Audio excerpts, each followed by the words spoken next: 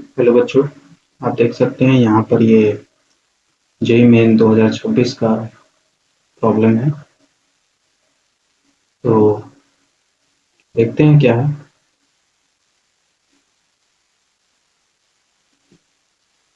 तो क्वेश्चन है, a conducting circular loop of area 1 metre square. एक कंडक्टिंग सर्कुलर लूप है जिसका एरिया 1 मीटर स्क्वायर है।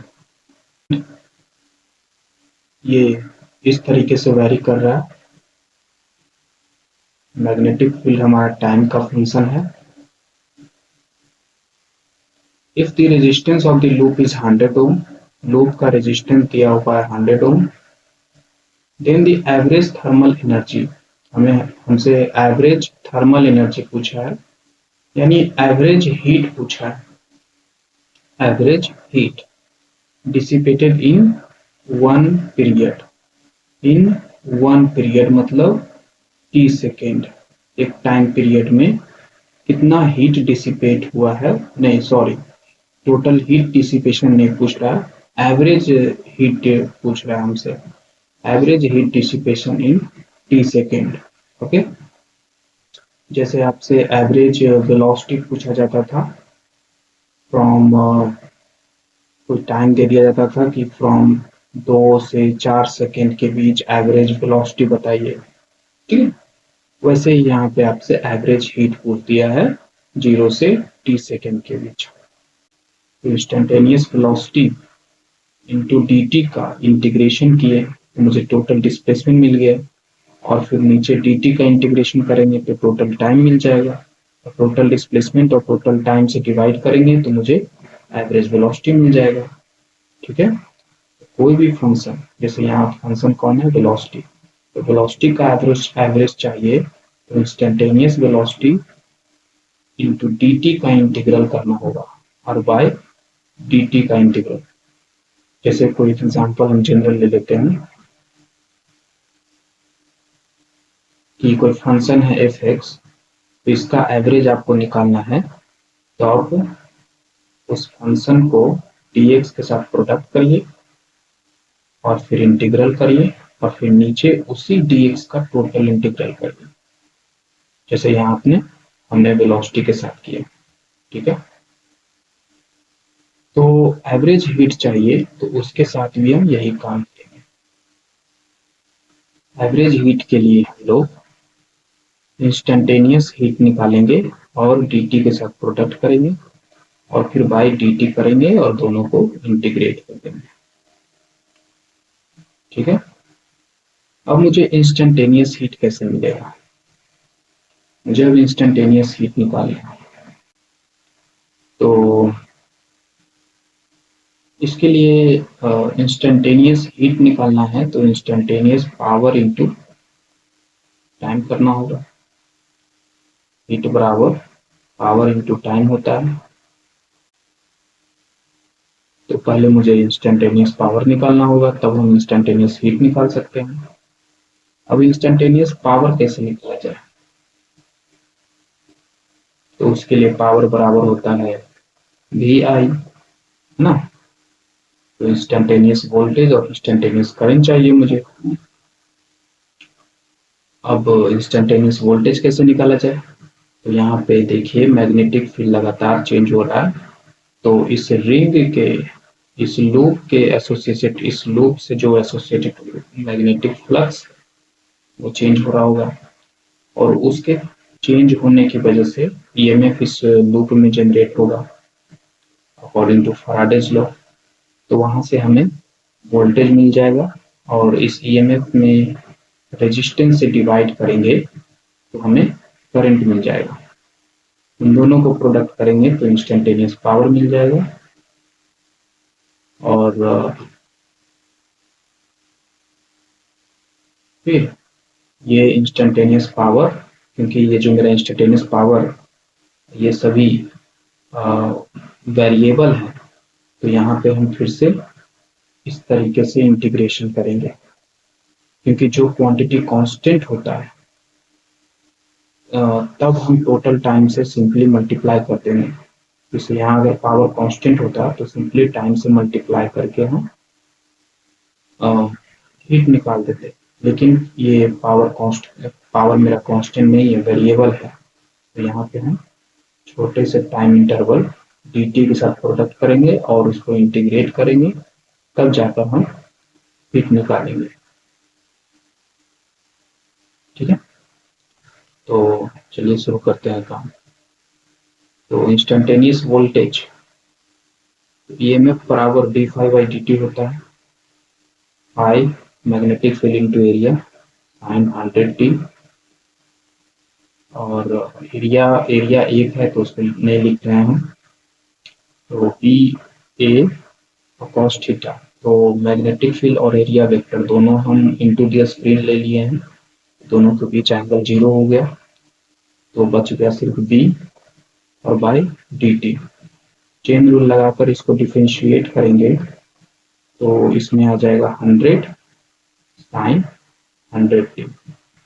तो ये मेरा ईएमएफ हो गया, और रेजिस्टेंस से डिवाइड करेंगे तो मुझे करंट मिल जाएगा। रेजिस्टेंस 100 है तो डिवाइड करने पे मुझे करंट मिल जाएगा, करंट हो जाएगा साइन 100t। ठीक है, अब हम यहाँ पे इंस्टेंटेनियस पावर निकालते हैं, इन दोनों को प्रोडक्ट करके इंस्टेंटेनियस पावर निकाल लेते हैं। 100 साइन स्क्वायर 100t, तो ये मेरा इंस्टेंटेनियस पावर हो गया। अब इंस्टेंटेनियस हीट निकालते हैं, तो इंस्टेंटेनियस पावर क्योंकि मेरे टाइम के साथ वेरी कर रहा है तो हम P इंटू टी नहीं कर सकते, P इंटू टी टी करेंगे और इंटीग्रेट करेंगे। अच्छा, 1 मिनट यहाँ पे गड़बड़ हो गया, ये साइन 100t का डिफ्रेंशिएशन कॉस हो जाएगा, सॉरी कॉस 100t। तो यहाँ पे कॉस स्क्वायर होगा, और इंस्टेंटेनियस पावर की जगह पे ये वैल्यू रखते हैं, फिर उसे dt के साथ इंटीग्रेट करेंगे, तो कॉस स्क्वायर 100t dt, ये इंटीग्रेशन हो जाएगा। इसको सॉल्व करेंगे तो मुझे इंस्टेंटेनियस हीट मिलेगा। ठीक है, और अगर आप यहाँ पे 0 से टोटल टाइम पीरियड t के साथ इंटीग्रेट करोगे तो आपको टोटल हीट मिलेगा इन दिस इंटरवल, 0 से t इंटरवल के बीच आपको टोटल हीट मिलेगा, और वो होगा आंसर 5, और वो आपको ऑप्शन में मिल भी जाएगा बी, ऑप्शन 3। लेकिन ये गलत है, आपको इंस्टेंटेनियस आपको टोटल हीट नहीं चाहिए, आपको चाहिए एवरेज हीट। तो अभी हम ये लिमिट नहीं रखेंगे, ठीक है, अभी पहले हम इंस्टेंटेनियस हीट निकालेंगे, तो इसे मुझे सॉल्व करना है। तो देखिए, आपको एक चीज याद रखना होगा, तो हम यहाँ पे डिटेल नहीं बताएंगे, बस हम आपको याद करने के लिए दे रहे हैं एक चीज कि यहाँ पे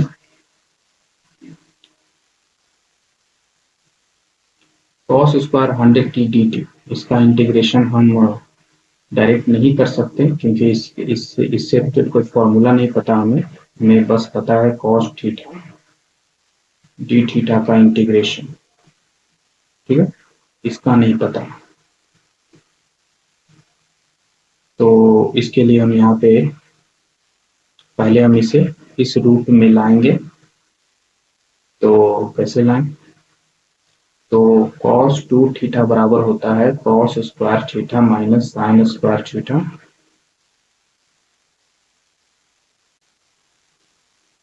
cos स्क्वायर थीटा और 1 माइनस cos स्क्वायर थीटा, और यहाँ से हो जाएगा 2 cos स्क्वायर थीटा माइनस 1। तो यहाँ से हम cos स्क्वायर थीटा निकालेंगे तो cos 2 थीटा प्लस 1 बाई 2 मिलेगा, और ये वैल्यू हम यहाँ पे रखेंगे cos square 200 cos square 100t के लिए।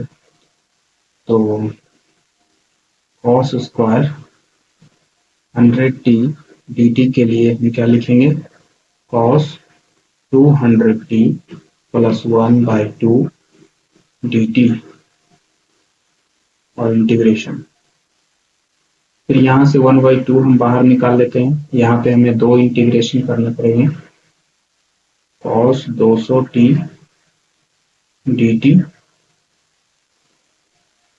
Plus D T.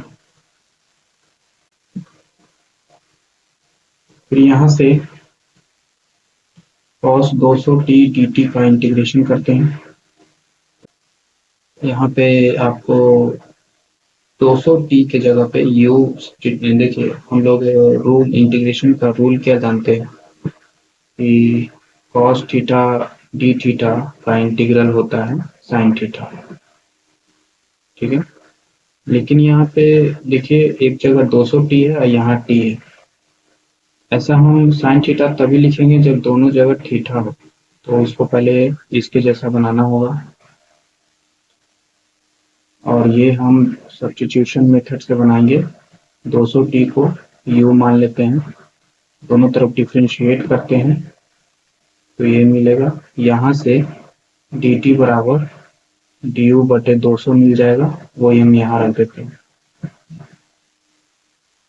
तो cos 200t dt के जगह पे cos u du रखते हैं, और इसका इंटीग्रेशन क्या हो जाएगा, sin u। फिर u का वैल्यू वापस रख देते हैं,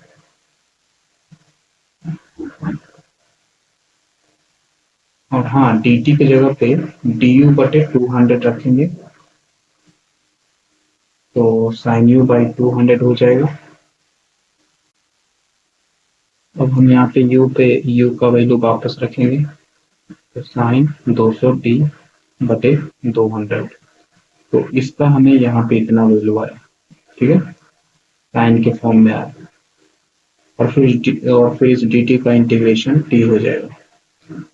तो इस पूरे का इंटीग्रेशन हमें क्या मिला, हाफ ब्रैकेट के अंदर साइन